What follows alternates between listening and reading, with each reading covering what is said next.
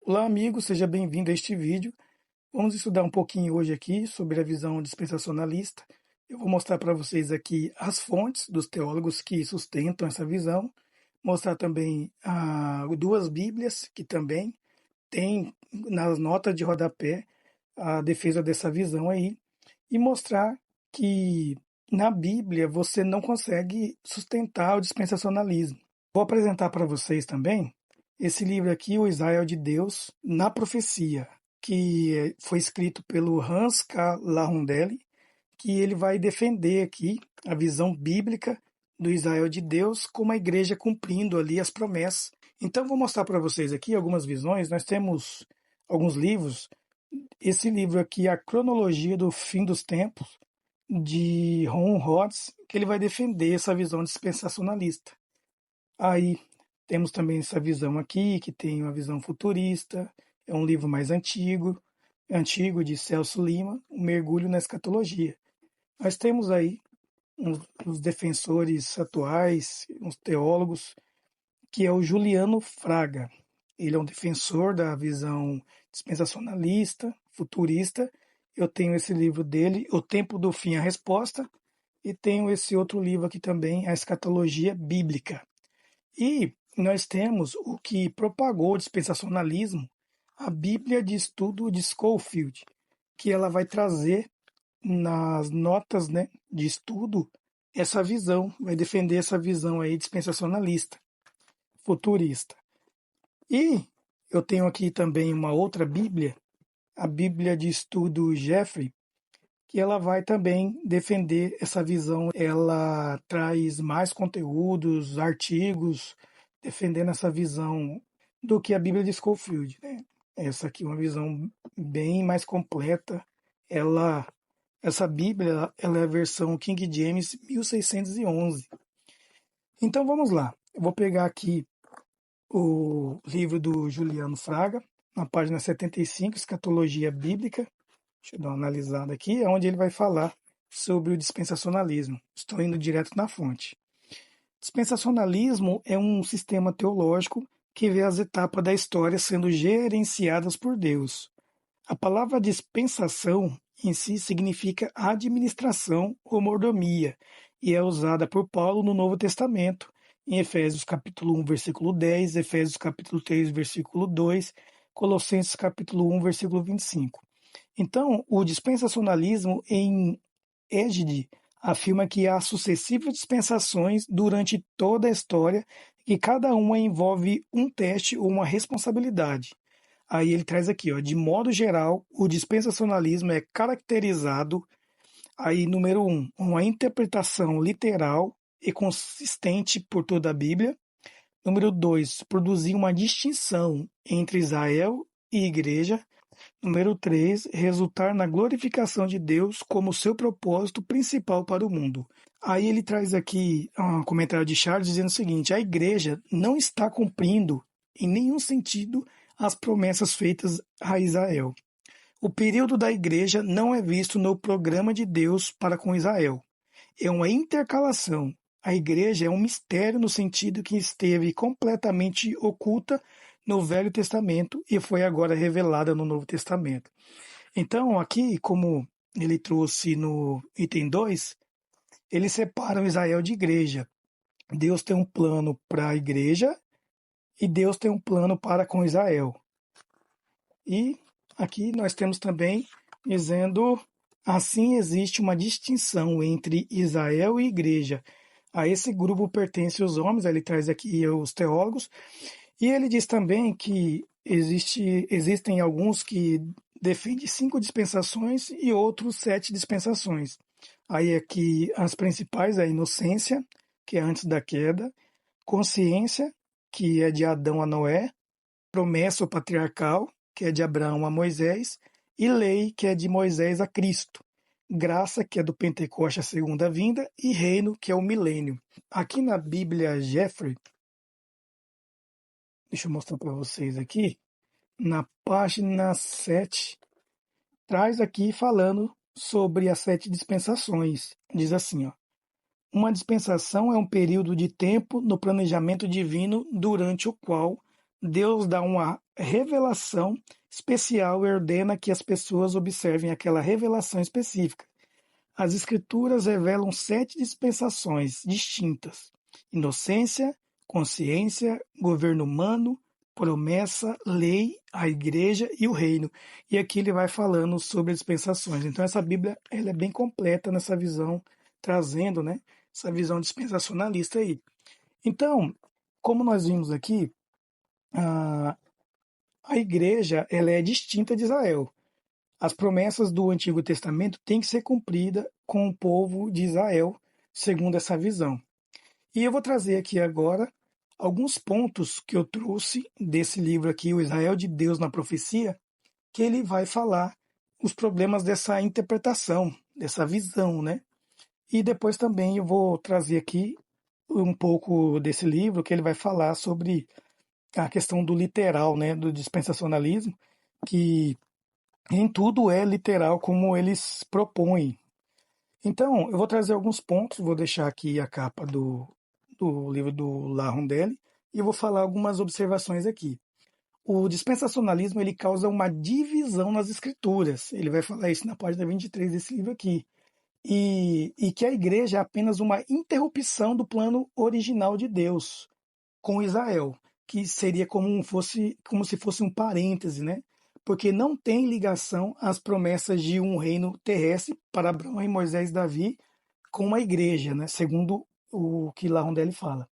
Então ele diz assim, ó, eles rejeitam a aplicação tradicional das promessas do reino davídico do governo espiritual de Cristo sobre a sua igreja. Eu vou mostrar um pouquinho mais à frente aqui que ele traz alguns comentários sobre isso. Então, outro ponto aqui que ele diz o seguinte, que as conclusões do método literal só seria válida apenas se o Velho Testamento fosse interpretado por si mesmo, separado do Novo. Isso aqui é interessante, e daqui a pouco eu vou estar mostrando aqui o que ele fala mais sobre isso. Então, não apenas Israel deve ser restaurado como uma nação teocrática, mas também Edom, Moabe e Amós, que está lá em Isaías capítulo 11, versículo 14. Então, a crítica dele é o seguinte, se tem que realmente cumprir literal todas as promessas do Antigo Testamento com Israel, e aí ele diz o seguinte, que não apenas Israel deve ser restaurado como uma nação teocrática, mas também Edom, Moabe e Amon, conforme Isaías capítulo 11, versículo 14. Então, já que eles falam que realmente tem que se cumprir todas as profecias de modo literal, então que tem que se construir todo esse cenário e trazendo aqui essas nações, né? Edom, Moabe e Amon. E aí ele diz o seguinte também, que o nome Israel pode sobreviver sem descendentes nascidos do corpo físico de alguém. E aí eu vou pegar minha Bíblia Andrews aqui e vamos dar uma olhada. O apóstolo Paulo escreveu, ele vai dizer aqui o seguinte, em Romanos, o apóstolo Paulo, capítulo 2, versículo 28 e 29. Porque não é judeu quem o é apenas exteriormente, nem é circuncisão a que é somente na carne.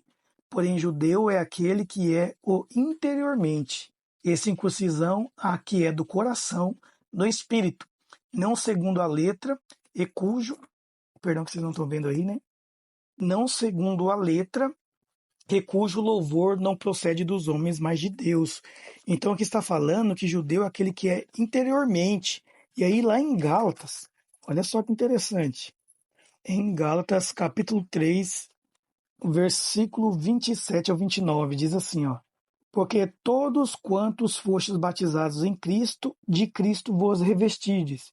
De sorte, não pode haver judeu nem grego, nem escravo nem liberto, nem homem nem mulher, porque todos vós sois um em Cristo Jesus.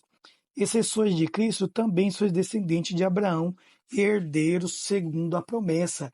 Então, o nome Israel, ele sobrevive sem ser descendentes nascidos do corpo físico. Se a gente for aqui um pouquinho mais à frente, capítulo 6, versículo 16 diz o seguinte: E todos quantos andarem de conformidade com esta regra, paz e misericórdia sejam sobre eles e sobre o Israel de Deus. Então nós estamos vendo aqui que aqueles que aceitam Cristo Jesus não há grego, não há judeu, mas também são descendentes de Abraão. O nome Israel pode sobreviver sem descendentes nascidos do corpo físico de alguém. Então, mostrando que a igreja ela é o Israel de Deus.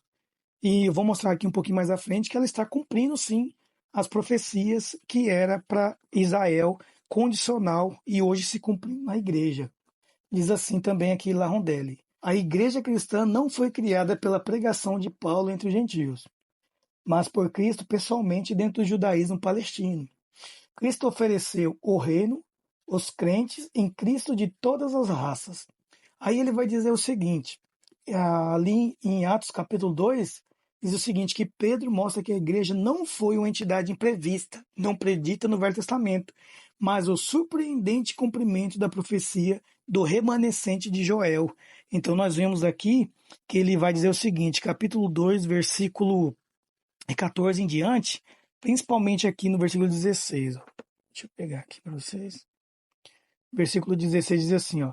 Diz o seguinte: mas o que ocorre é o que foi dito por intermédio do profeta Joel. E acontecerá nos últimos dias, diz o Senhor, que derramarei do meu espírito sobre toda a carne.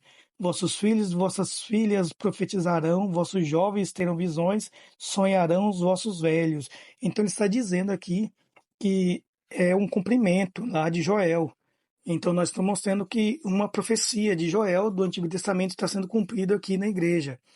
Lá em Gálatas capítulo 4, versículo 21 ao 23, o apóstolo nega enfaticamente qualquer pretensão do Israel étnico às promessas do concerto. E que lá em Efésios capítulo 2, versículo 1 ao 17, no capítulo 4, versículo 17, o apóstolo lhes informa que é a integração dos gentios em Israel como os filhos ou herdeiros de Deus não foi uma questão de ideia divina posterior. Pelo contrário, era um plano ou predestinação de Deus, segundo Efésios capítulo 1, versículos 5 e 11. Desde antes da fundação do mundo, Efésios capítulo 1, versículo 4. Os filhos de Deus, tanto judeus quanto gentios, estarão para sempre unidos em Cristo. Efésios capítulo 1, versículo 10. Isso está lá na página 140 desse livro aqui. E aí ele vai dizer o seguinte também, ó. Lá em 2 Coríntios, capítulo 1, versículo 20, diz o seguinte: porque não importa quantas promessas de Deus tenha feito, elas são sim em Cristo. Então ele vai dizer isso lá na página 14, 33 e 53 desse livro aqui, o Israel de Deus na profecia. Então ele vai dizer aqui, em 2 Coríntios capítulo 1, versículo 20, que as profecias elas têm o sim em Cristo. Então elas cumprem em Cristo Jesus. E Cristo é o verdadeiro intérprete das Escrituras Sagradas de Israel. Lá na página 15 ele fala isso. Aí ele diz assim, ó: de acordo com o livro de Efésios, nenhum sistema teológico é justificado quando constrói um muro de separação entre Israel e a igreja. O que ele está dizendo aqui? Ó? Lá em Efésios capítulo 2, ele traz aqui para nós que nenhuma separação há entre judeu e gentil. E que, de acordo com o livro de Efésios, nenhum sistema teológico, olha só, ou seja, o dispensacionalismo, é justificado quando constrói um muro de separação entre Israel e igreja. Ou seja, o dispensacionalismo, ele separa igreja de Israel. Então eles colocam um muro de separação entre Israel, entre igreja e Israel. Então, olha só o que diz aqui em Efésios capítulo 2, versículo 11 em diante. Diz assim, ó: portanto, lembrai-vos de que, ou outrora, vós, gentios na carne, chamados em circuncisão por aqueles que se intitulam circuncisos, na carne, por mãos humanas, naquele tempo estáveis sem Cristo, separados da comunidade de Israel, estranhos à aliança da promessa, não tendo esperança e sem Deus no mundo. Mas agora, ou seja, o que é o agora? Em Cristo Jesus, vós que antes estáveis longe, fostes aproximados pelo sangue de Cristo, porque ele é a nossa paz, o qual de ambos fez um. E tendo derribado a parede da separação que estava no meio, a inimizade.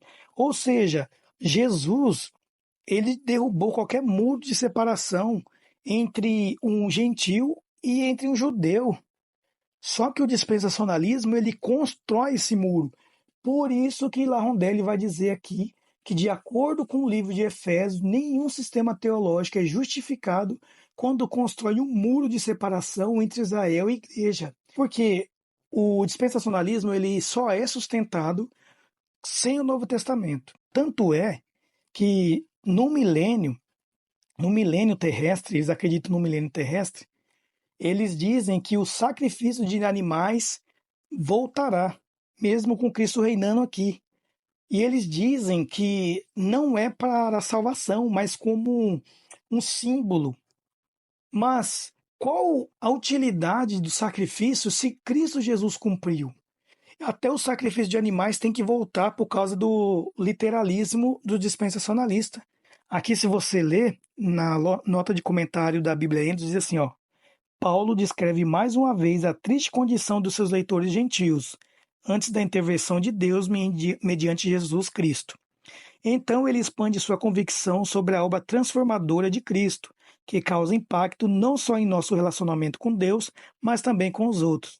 Embora no passado estivesse distante dos judeus, os leitores gentios foram aproximados e formaram um novo homem ou uma nova humanidade. Na igreja, agora, tanto gentios quanto judeus têm acesso ao Pai em espírito. Paulo conclui apresentando uma série de metáforas para ilustrar essa nova realidade. Então, nenhum sistema de separação é sustentado pelo livro de Efésios.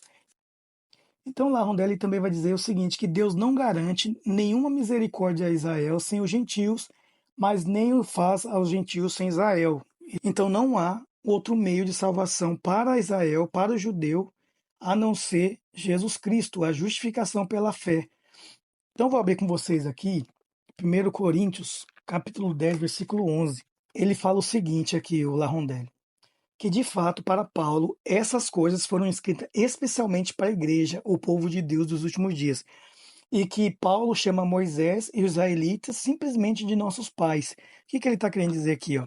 Que aqui, no exemplo da história de Israel, o apóstolo Paulo falando à igreja de Corinto o seguinte: ora, irmãos, não quero que ignoreis que nossos pais estiveram sobre a nuvem e todos passaram pelo mar. Olha só que interessante. O apóstolo Paulo fala à igreja de Corinto que Moisés e os israelitas simplesmente, Paulo chama Moisés e os israelitas simplesmente de nossos pais. Ou seja, mostrando que a igreja é o Israel de Deus. E aí ele vai dizer o seguinte, olha só que interessante no versículo 11. Acompanhe aqui comigo. Ó. Aqui no versículo 11, olha só que interessante, que essas coisas lhe sobrevieram como exemplos e foram escritas para advertência nossa, de nós outros, sobre quem os fins dos tempos, dos séculos têm chegado, que os fins dos séculos têm chegado.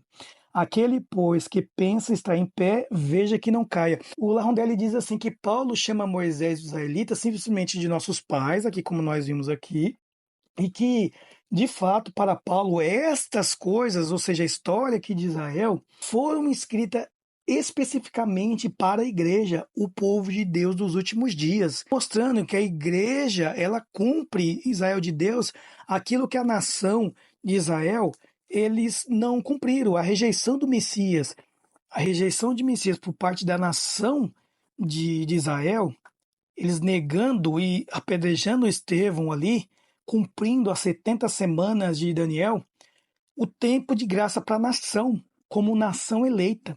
Por isso que nós vemos lá em Pedro, nós vemos aqui em Pedro, capítulo 2, versículo 9, aquilo que era dito para a nação de Israel. Olha só o que está escrito aqui, que diz assim, ó, vós, porém, sois raça eleita, sacerdócio real, nação santa, povo de propriedade exclusiva de Deus, a fim de proclamardes as virtudes daquele que vos chama das trevas para a sua maravilhosa luz. Então, a igreja agora ela assume esse papel de sacerdócio real, de nação santa, de raça eleita. Esse versículo aqui, se a gente for lá no Antigo Testamento, Israel foi chamada de nação, de raça eleita, de nação santa. Se nós olharmos na nota de rodapé, quando fala aqui, ó, nação santa, vai dizer assim, ó, alusão a Êxodo capítulo 19, versículos 5 e 6. Essa passagem mostra a continuidade do Israel de Deus. E cita aqui Gálatas capítulo 6, versículo 16, acerca das metáforas usadas para a igreja. Então vamos lá em Êxodo capítulo 19, versículos 5 e 6. Diz assim, ó, Olha só. Agora, pois, se diligentemente ouvides a minha voz, olha para você ver a condição aqui, ó, como é condicional. Agora, pois, se diligentemente ouvides a minha voz e guardardes a minha aliança, então sereis a minha propriedade peculiar dentre todos os povos, porque toda a terra é minha. Vós me sereis reino de sacerdotes, de nação santa. São essas as palavras que falarás aos filhos de Israel. Então, Israel, como Israel caiu, rejeitou o Messias, então Deus agora cumpre essa profecia, esse chamado para a igreja. Em segundo, 1 Pedro, perdão, 1 Pedro capítulo 2, versículo 9. Vós, porém, sois raça eleita. Ele não está dizendo se, ele está falando vós, porém, sois a raça eleita, sacerdócio real, nação santa, povo de propriedade exclusiva de Deus, a fim de proclamardes as virtudes daquele que vos chamou das trevas para a sua maravilhosa luz. Aí o Larondelli ele vai dizer o seguinte, olha que interessante, que lá em Atos capítulo 2, outro argumento. Nós estamos vendo aqui vários argumentos que o dispensacionalismo, que não sustentam o dispensacionalismo. É que nem o Larondelli disse, se você pegar só o Antigo Testamento sem o Novo, o dispensacionalismo ele tem lógica, né? Mas quando você pega o Novo e interpreta o Antigo, você percebe que a Israel de Deus, a igreja, está cumprindo aqui as profecias. Olha só que interessante isso aqui no versículo 30 ao 36. O que Laundelli fala? Ele fala assim que o trono de Davi e o trono do Senhor não podem estar separados como presumem os dispensacionalistas. Então, a aplicação do conceito de Davi ao presente reino messiânico de Cristo sobre a igreja a partir do seu trono de graça celestial é rejeitada pelos dispensacionalistas pelo dispensacionalismo como uma alegorização ou hermenêutica errada. Mas quando nós lemos aqui, olha só que interessante. Irmãos, seja-me permitido dizer-vos aqui no versículo 29, claramente a respeito do patriarca Davi, que ele morreu e foi sepultado, e o seu túmulo permanece entre nós até hoje. Sendo, pois, profeta, e sabendo que Deus lhe havia jurado que um dos seus descendentes se assentaria no seu trono, prevendo isto, referiu-se à ressurreição de Cristo, que nem foi deixado na morte, nem o seu corpo experimentou corrupção. A este Jesus Deus ressuscitou, do que todos nós somos testemunhas, exaltado, pois a destra de Deus, a destra de Deus, tendo recebido do Pai a promessa do Espírito Santo, derramou isto que vedes e ouves. Porque Davi não subiu aos céus, mas ele mesmo declara: Disse o Senhor ao meu Senhor: Assenta-te à minha direita, até que eu ponha os teus inimigos pro estrado dos teus pés. Esteja absolutamente certa, pois toda a casa de Israel, que a este Jesus, quem vos crucificaste, Deus o fez Senhor e Cristo. Então, o Larondelli ele diz o seguinte, que o reino messiânico de Cristo é um reino presente. Ele reina presente à destra do Pai. E nós sabemos que Jesus agora ele está reinando sobre o trono da graça. Nós estamos vivendo o reino da graça. E só vai viver o reino da glória quem for salvo, quem aceitar Cristo no reino da graça. Então nós vemos aqui já um reino presente de Cristo. E olha só que interessante, irmãos. O trono de Davi e o trono do Senhor não podem estar separados como presume o dispensacionalismo. Um ponto. Agora vamos aqui aonde eu quero concluir. Antes de eu ler aqui, eu vou pegar esse livro, vou mostrar aqui, eu vou pegar esse livro aqui sobre escatologia. Esse livro aqui não é um livro adventista, tá? Não é um livro adventista do sétimo dia, da Casa Publicadora. Só que ele vai falar aqui sobre pós-milenismo, o pré-milenismo, e ele vai colocar os pontos positivo e negativo. Então diz aqui o seguinte, sobre a questão do método literal, que tem que cumprir as profecias do Antigo Testamento de maneira literal.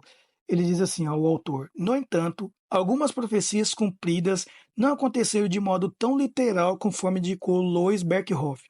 A predição que Elias precederia a vinda do Messias foi cumprida por João Batista, não pela personagem literal e real do Antigo Testamento. E Pedro afirmou que a promessa feita a Davi de que o Cristo ressurreto se sentaria em seu trono foi cumprida quando Jesus foi ressurreto dentre os mortos, exaltado à destra de Deus, que nós vimos agora lá em Atos capítulo 2, versículo 29 ao 36. E diz que a igreja em oração viu na prisão de Pedro e João um cumprimento de Salmo 2, que retrata os reis e soberanos em oposição ao rei que Deus colocara no seu santo monte de Sião, lá em Atos capítulo 4, versículo 21 e 28, e o que eu vou tratar aqui com vocês agora que é, no grande concílio de Jerusalém, Tiago declarou que Amós, ao falar da restauração do tabernáculo caído de Davi, se referia ao estabelecimento espiritual do reino e à inclusão dos gentios em Atos capítulo 15, versículo 13 ao 18. Como assim, Tiago? Ou seja, aqui em Atos capítulo 15, versículo 16 ao 18, o Tiago, ele diz o seguinte, aqui no partido, eu vou ler aqui no versículo 12, diz assim, ó, capítulo 15 de Atos, versículo 12 em diante. E toda a multidão silenciou, passando a ouvir a Barnabé e a Paulo, que contavam quantos sinais e prodígios Deus fizera por meio deles entre os gentios. Depois que eles terminaram, falou Tiago, dizendo: Irmãos, atentai nas minhas palavras.